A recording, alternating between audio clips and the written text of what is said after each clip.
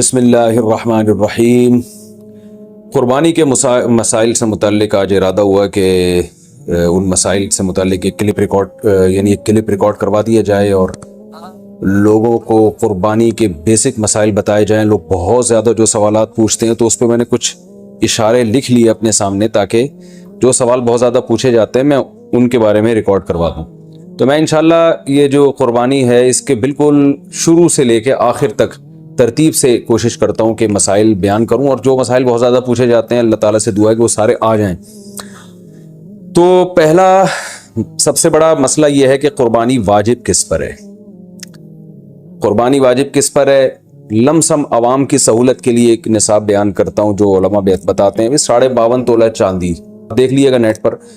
تو اتنی مالیت کا کسی کے پاس سونا ہو یا چاندی ہو یا تجارتی مال ہو، تجارتی مال کہتے ہیں وہ سامان جو بیچنے کے لیے آپ نے خریدا ہے، یا کیش رقم ہو، یا یہ کہ ضرورت سے زائد سامان، ضرورت سے زائد سامان کہتے ہیں وہ سامان جو پورے سال بھی استعمال نہ ہوتا ہو۔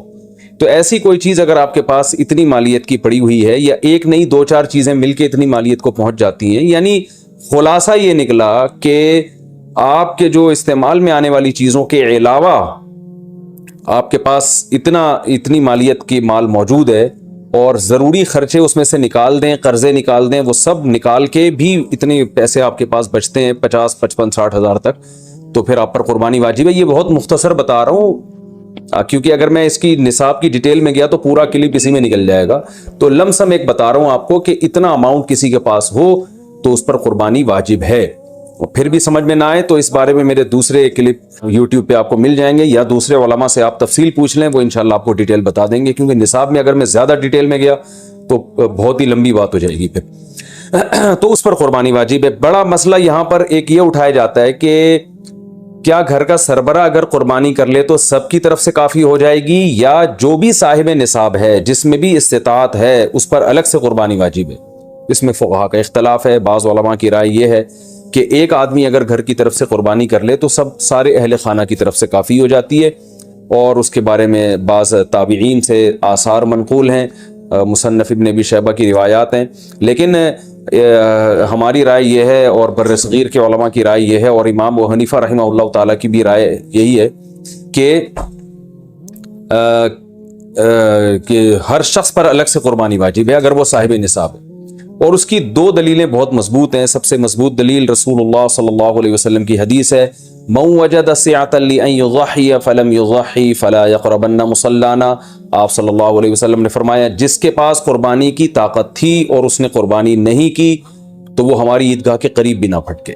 تو اس سے پتہ چلتا ہے کہ جس کے پاس بھی اس طاقت ہے، تو اس میں یہ نہیں ہے کہ گھر کا سربراہ سب کی طرف سے کرے گا، تو یہ جو ہے ایسا نہیں ہے، بلکہ صاف الفاظ ہیں حدیث کے کہ جس کے پاس بھی استطاعت ہے تو وہ اس پر قربانی اس کو کرنی پڑے گی۔ اور دوسری دلیل یہ ہے کہ عبادات میں کہیں بھی ایسا نہیں ہوتا کہ ایک کی عبادت دوسرے کی طرف سے کافی ہو جائے۔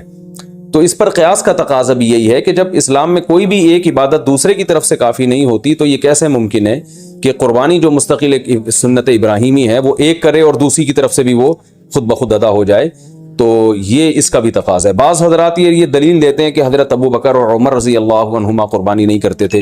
اچھا سوری، یہ دوسرے مسئلے کی دلیل ہے۔ تو پہلا تو یہ ہو گیا کہ قربانی ہر صاحب استطاعت پر لازم ہے۔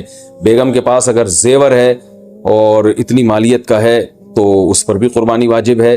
پھر وہ الگ بات ہے کہ اس کی طرف سے میاں اس کی پرمیشن سے کر دے، یعنی واجب تو اس پر ہوگی لیکن ضروری نہیں ہے کہ وہ خود کرے، اس کی طرف سے اس کا میاں بھی کر سکتا ہے اس کی پرمیشن سے، اجازت سے، اور میاں اپنی طرف سے بھی ایک کر دے اور بیگم کی طرف سے بھی ایک کر دے۔ یعنی گھر کے ایک فرد کرے گا اور سب کی طرف سے کافی ہو جائے یہ نہیں ہے، بلکہ ہر فرد کو الگ کرنی پڑے گی۔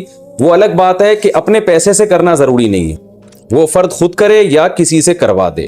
پھر جب کسی سے قربانی کروائے گا تو اس کو پیسے دے، یا جو قربانی اس کی طرف سے کر رہا ہے وہ خود اپنے پیسے استعمال کر لے تو بھی ٹھیک ہے۔ یعنی یہ بھی ٹھیک ہے کہ آپ کے جو ابا ہیں، آپ کے جو والد صاحب ہیں وہ قربانی کر رہے ہیں اور سب بالغ بچوں کی طرف سے کر رہے ہیں، پیسے کسی سے نہیں لے رہے تو بھی ٹھیک ہے، کوئی حرج نہیں ہے۔